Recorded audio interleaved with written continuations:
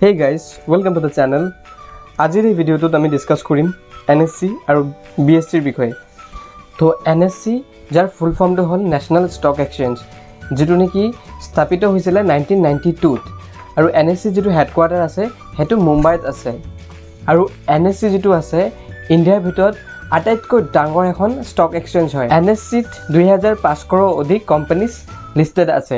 NSCত listed হৈ থকা top 50 কোম্পানীজক Nifty 50 বুলি কোৱা হয়। আৰু NSC security exchange board of ইণ্ডিয়াৰ দ্বাৰা ৰেগুলেট কৰা হয়। এতিয়া আমি ডিছকাছ কৰিম BSCৰ বিষয়ে।